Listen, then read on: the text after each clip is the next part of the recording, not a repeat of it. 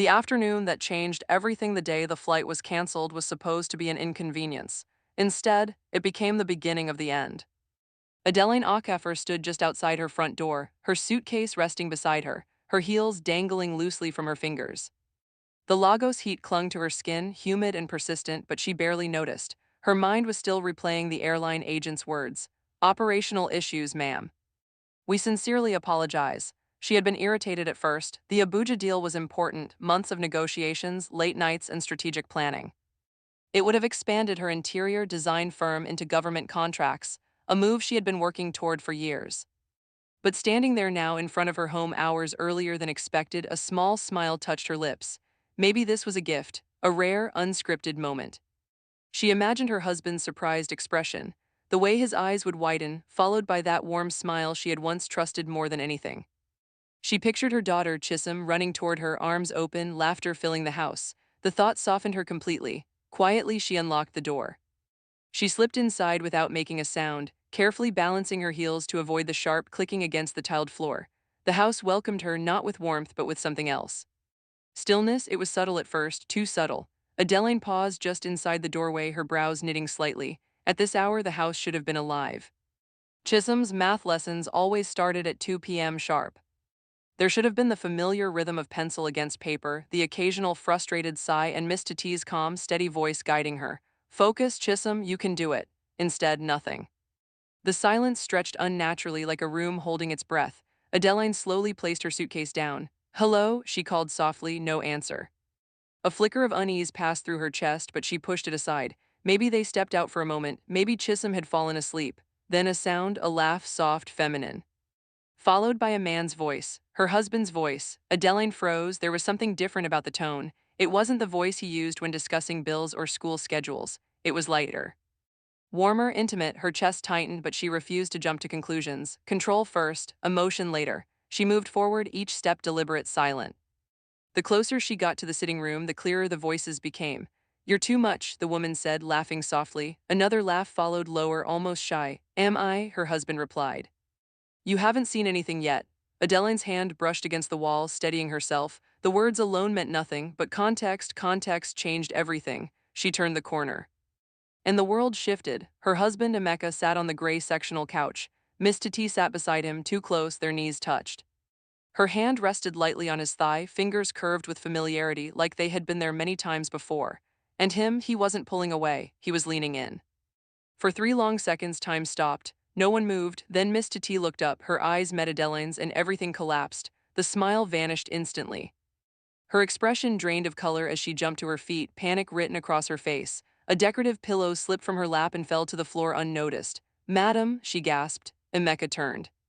The moment he saw Adeline, his face changed, shock, then fear, then something else he couldn't quite hide. Guilt. "Ada, you're back." The room felt smaller suddenly, the air thicker. Adeline didn't move immediately. She observed, carefully, the untouched math books on the table, the closed exercise book, the absence of her daughter, every detail registered. "I decided to surprise my family," she said calmly. Even she was surprised by her voice. It didn't shake, it didn't rise. It simply existed, controlled, steady, dangerous in its quiet. Miss Titi bent quickly, picking up the fallen pillow as if tidying the room could somehow erase what had just happened. "We were just discussing Chisholm's progress in mathematics," she said quickly. Too quickly, Sir was asking about her homework schedule. Emeka nodded immediately. "Yes, exactly, you know how I like to stay involved." Adeline's eyes shifted slowly. "To stay involved, does it require sitting that close?" Silence, heavy, neither of them answered. Emeka stood, attempting confidence. "Why didn't you tell me your flight was cancelled?" "I wanted to see your natural reaction," Adeline replied. The words landed precisely where she intended. Miss Titi swallowed hard. The faint scent of her perfume lingered in the air, sweet, floral, unfamiliar, unwelcome. Adeline walked to the center table and picked up Chisholm's math book. She opened it. Blank page, date written. "No work done. She must be on a short break," Emeka said quickly. Adeline didn't look at him. "Where is she?" The question cut clean. "In her room," he replied, too fast, too rehearsed. Adeline lifted her gaze. 8 years of marriage had taught her his tells. The slight tension in his shoulders, the brief pause before speaking, the way he avoided direct eye contact when cornered. She saw all of it now. Without another word, she turned and walked toward the stairs. Her heartbeat was loud, but her steps remained steady, measured, controlled. Behind her, she could feel their panic, whispers, movement, but she didn't turn around, not yet. Each step up the staircase felt heavier than the last. She reached the door to Chisholm's room and pushed it open gently. The curtains were half drawn, soft light filled the space. The bed was perfectly made, too perfect, no scattered toys, no crayons. No sign of an 8-year-old child who had supposedly been resting. Chisholm, she called, nothing. She checked the bathroom, empty. A cold feeling settled deep in her stomach. This wasn't just wrong. This was planned. Adeline didn't rush back downstairs. She forced herself to move slowly. Control. That was the only thing holding everything together. But inside, something had already shifted, something quiet and irreversible. When she reached the living room again, Emeka and Miss Tati were no longer sitting.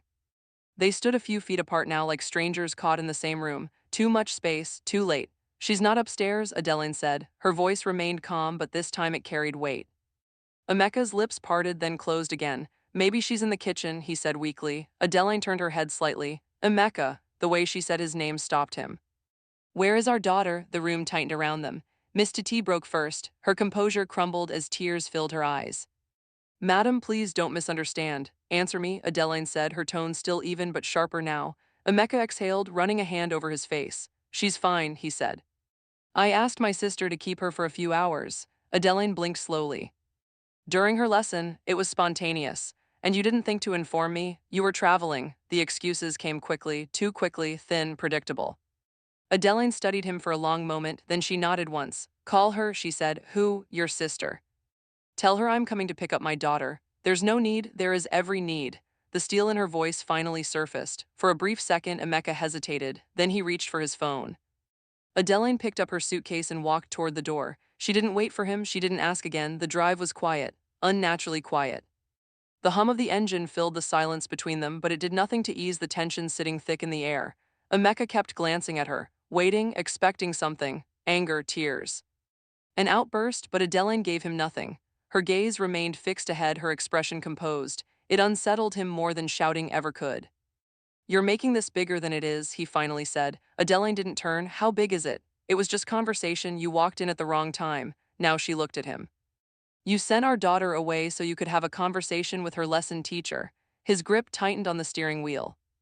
I told you she needed a change of environment. Adeline let out a soft breath. Chisholm hates missing lessons. He didn't respond. That silence spoke louder than anything else. They arrived at his sister's house 15 minutes later. The gate opened slowly. Before they could knock, the front door swung open. Ifananya stood there, watching, waiting. That alone told Adeline everything she needed to know. Ada, you're back, she said, forcing a smile. Yes, Adeline replied. I came to pick up my daughter. Ifananya's eyes flickered toward Emeka briefly. A silent exchange, a shared awareness. Adeline noticed, she noticed everything now. Mommy, Chisholm came running from inside the house, her small feet echoing against the tiled floor. The sound cracked something inside Adeline. She dropped to her knees, wrapping her arms tightly around her daughter. For a moment, just a moment, the world narrowed to that embrace. Why are you here, my love? She asked softly. Daddy said I should come stay with Auntie for small time, Chisholm replied innocently. He said you were busy. Adeline closed her eyes briefly. Then she stood, her hand resting protectively on her daughter's shoulder. Thank you for keeping her, she said to Ifananya. It was nothing, she replied quickly. We'll be going now. The drive back felt heavier. Chisholm chatted happily in the back seat, unaware of the storm unfolding around her. Mommy, Miss Tati said I'm improving in fractions, she said proudly. Adeline smiled gently. That's wonderful, baby. In the front seat, Emeka said nothing. Back home, Adeline helped her daughter settle in. Go change into something comfortable, she said. I'll come check your homework. Okay, Mommy. The sound of small footsteps disappeared upstairs. The moment she was gone, everything changed. Sit, Adeline said. Emeka frowned. Ada, sit. He obeyed. Something in her tone made resistance pointless. She remained standing. How long? She asked. He blinked. How long what? How long have you been sending Chisholm away? A pause. Too long, not long. Define not long. He exhaled. A few weeks, the words hung in the air, heavy. A few weeks, she repeated softly. And during those weeks, how many times did you bring her here? He didn't answer. That wasn't a rhetorical question. Ada, nothing happened. Then why did you need privacy? Silence. Again, the truth didn't need confirmation anymore. It was already sitting between them. Clear, ugly, unavoidable. Adeline walked to the table and picked up a pen Miss Tati had left behind. She rolled it between her fingers slowly. Did you think I would never find out? Emeka stood suddenly. It wasn't serious. She looked at him. That was his defense. It wasn't serious. It just happened. No, she said quietly. Mistakes happen once. This was planned. You've been distant, he snapped, always traveling, always working. Sometimes it feels like I don't even exist in this house. Adeline tilted her head slightly. So you decided to invite someone else to feel seen? That's not what I'm saying. It's exactly what you're saying. The room teetered on the edge of chaos, but Adeline pulled it back. She refused to lose control. Are you in love with her? She asked. The question landed hard. Emeka froze. For a moment he said nothing. Then he looked away. That was answer enough. Adeline nodded slowly. Something inside her shifted again, not shattered, settled. Does she know you're married? Of course she knows. And she still agreed to this. He didn't respond. Upstairs, faint humming drifted down the staircase. Chisholm, the innocence of that sound made everything feel worse. Adeline turned toward the stairs, then stopped. She turned back. You will end it, Emeka stiffened. You don't get to order me. Her eyes hardened. I absolutely do. You betrayed me in my home. You involved our child. You lied repeatedly. She took a step closer. I am still speaking calmly. Do not mistake that for weakness. Silence. Then call her, she said. What? Call her in front of me. His jaw tightened. You're humiliating me. You humiliated yourself. For a long moment he didn't move. Then slowly he picked up his phone. His fingers hovered over the screen, hesitating. That hesitation told her everything. This wasn't casual. This had weight, history, emotion. He dialed. The phone rang once, twice, then hello, Miss Tati's voice came through, small and cautious. Emeka cleared his throat. Tati, I can't continue this. Adeline stood beside him, arms folded. It's over, silence, then because she found out, she asked softly. Yes, a pause, longer this time. Is that what you want? Emeka hesitated, just for a second, but Adeline saw it, felt it. Like a blade, yes, he said finally, it's what I want. A shaky inhale came from the other end. Okay, she whispered, the line went dead, Emeka lowered the phone. There, he said. Adeline studied him. He had done what she asked, but something still felt unfinished. Incomplete. This wasn't the end, not even close. This isn't over, she said quietly.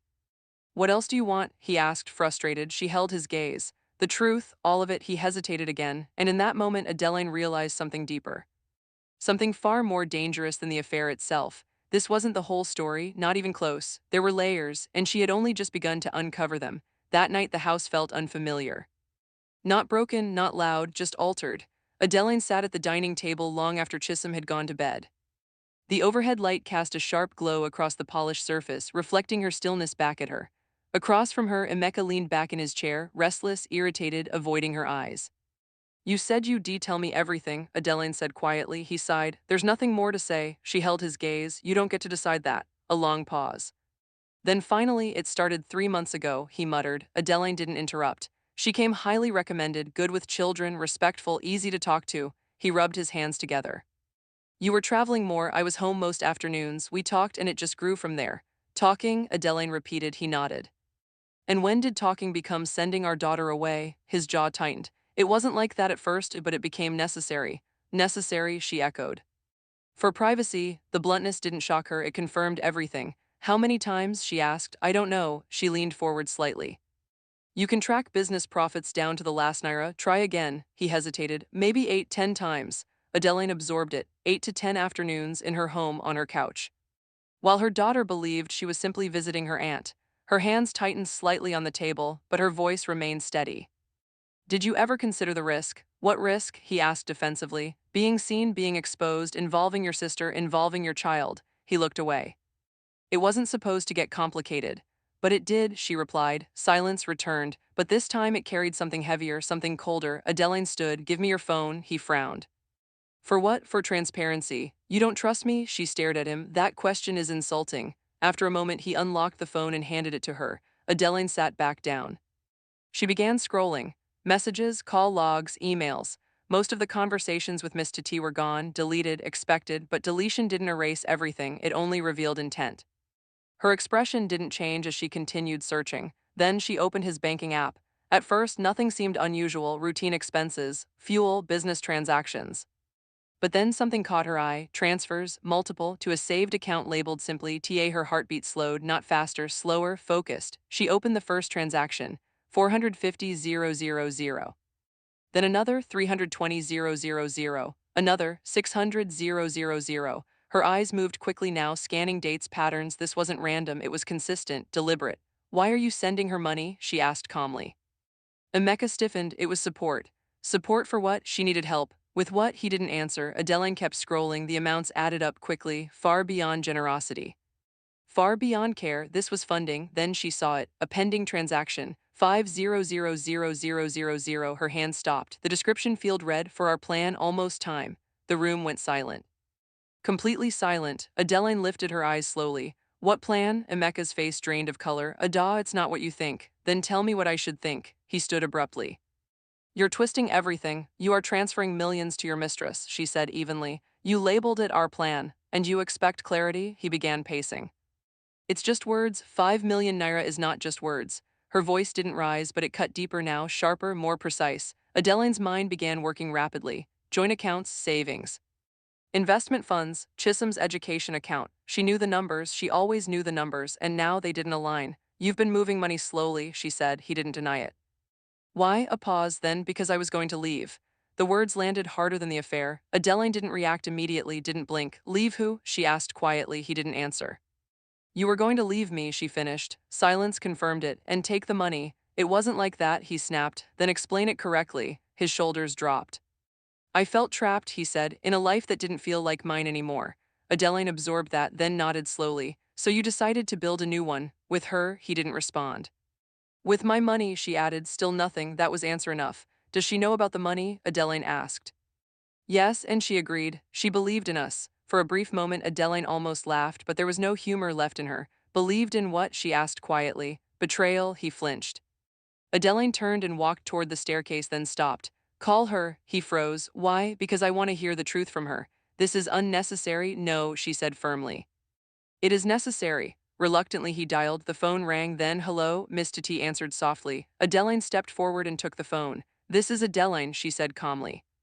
A sharp inhale came from the other end. "I'll keep this simple. Were you aware that my husband was transferring money from our joint accounts to you?" Silence.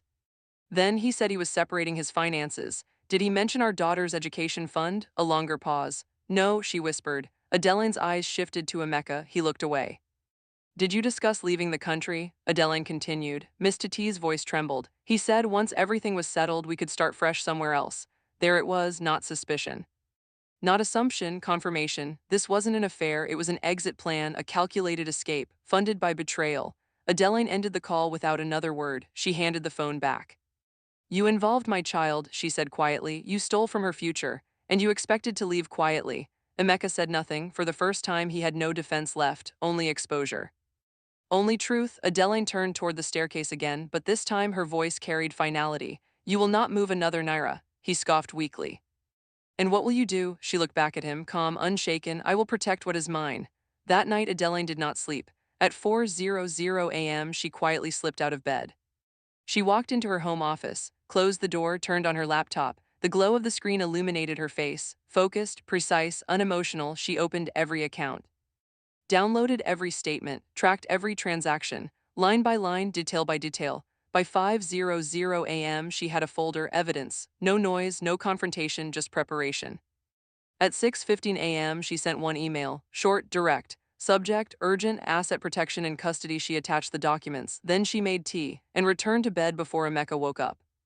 Morning came like nothing had changed, but everything had. By the time Emeka woke up, Adeline was already dressed, not casually, not hurriedly, intentionally.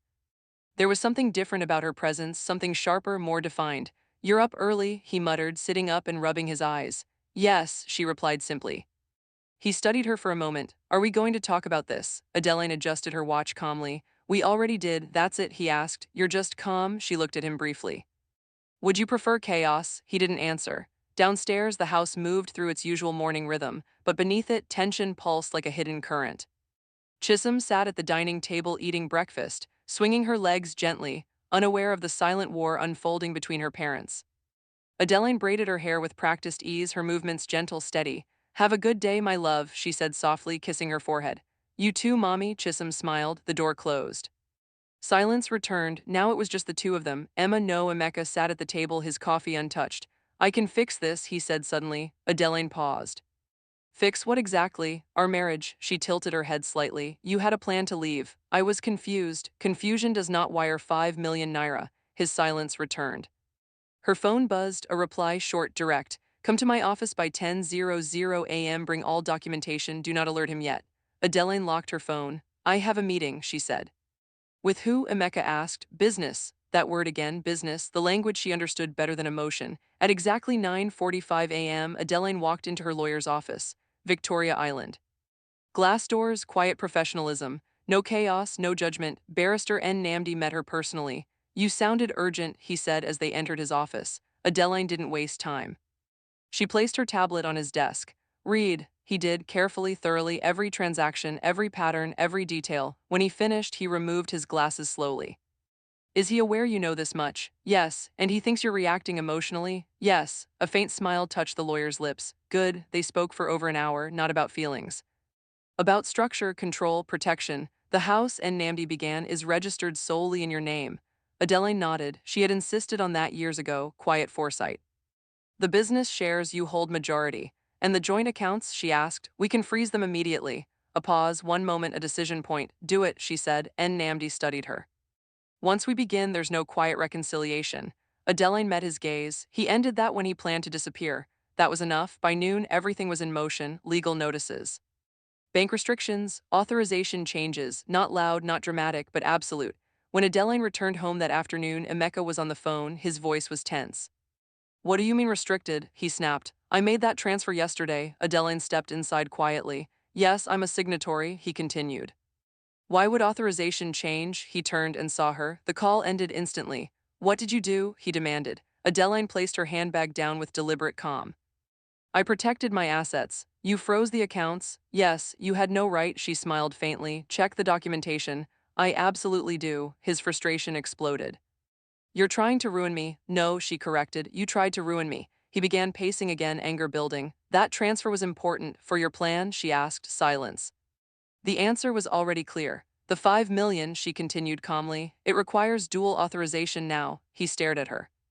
You changed the structure? Yes. When? Months ago, he blinked. Why? Adeline held his gaze. Because I sensed something. He shook his head slowly. You planned this? No, she said. I prepared. That difference, that distinction shook him. For the first time, the balance shifted. He wasn't in control anymore. Adeline continued. Did you think I wouldn't notice money disappearing? Did you think I built my career by ignoring numbers? He sank onto the couch. Silence replaced anger. And then something new appeared. Fear, not of losing her emotionally, but of losing control. Security, stability, and Miss T, he asked quietly. She will not be coming here again. She's expecting. Expectations are dangerous, Adeline cut in. Her phone buzzed again, a confirmation email. Account restriction successful. Pending transfer canceled. She turned the screen toward him. Almost time, she read from his note, then looked at him. It seems time has been adjusted. He covered his face with his hands. For a moment he said nothing, then, what do you want? He asked, finally, the right question. Adeline looked around the room, the couch, the polished floors, the framed family photos. Everything that once felt shared, now it felt different. I want stability for my daughter, she said quietly, and accountability from you. He lowered his hands. Are you filing for divorce? The word hung heavy in the air. Adeline didn't rush her answer. I am filing for protection, she said. What happens next depends on you. He searched her face. For softness, for hesitation, for something familiar, but it wasn't there anymore. That evening something final settled into place. Not dramatic, not loud, just irreversible. Emeka finally understood. This wasn't just about being caught, he had been outmaneuvered. Outside, the estate remained calm, but in places like this, silence had a language, neighbors noticed. They always did. The man who once greeted security confidently now avoided eye contact. The sudden appearance of a lawyer's car, the subtle shift in routine. Inside the house, everything had changed. Emeka moved differently, carefully, measured, no longer casual, no longer in control. And Adeline, she watched everything, not emotionally, strategically. 3 days later, the documents arrived. Custody protection, travel restrictions, financial safeguards. Adeline placed them on the dining table. Emeka stared at them. You filed already? He asked quietly. I filed for protection, she corrected. You're making this public. I'm making it legal. He shook his head. You didn't give me time to fix this. Adeline looked at him calmly. You gave yourself 3 months to plan leaving. Silence, again, but now it belonged to her. The house no longer felt the same, not because it was empty, but because it was clear. Clarity had replaced confusion, and clarity had no space for illusion. 3 days after the accounts were frozen, Barrister N. Namdi returned with additional documents. This time it wasn't just protection, it was structure, realignment, separation. Adeline sat at the dining table as he laid everything out with quiet precision. The house remains solely in your name, he said, Mr. Achafer retains minority shares in the business, but dividend access will now require transparency audits. Emeka leaned back in his chair, his expression tight. So I'm being stripped, he said bitterly, and Namdi didn't react.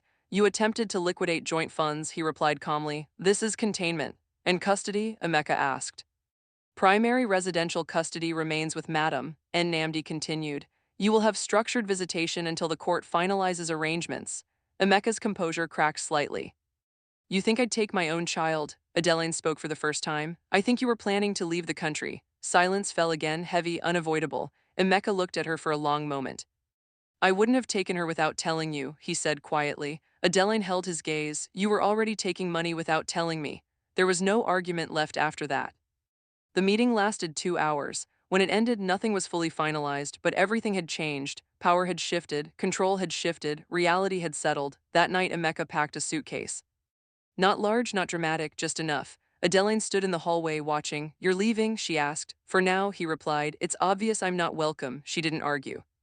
Where will you go? My sister S. She nodded once. Call before you visit Chisholm. He paused at the door. For a brief second, something human surfaced. Regret, not loud, not desperate. Just late, I never thought you'd react like this, he admitted. Adeline's voice was steady. You never thought I'd find out. He had no response. He opened the door, stepped out.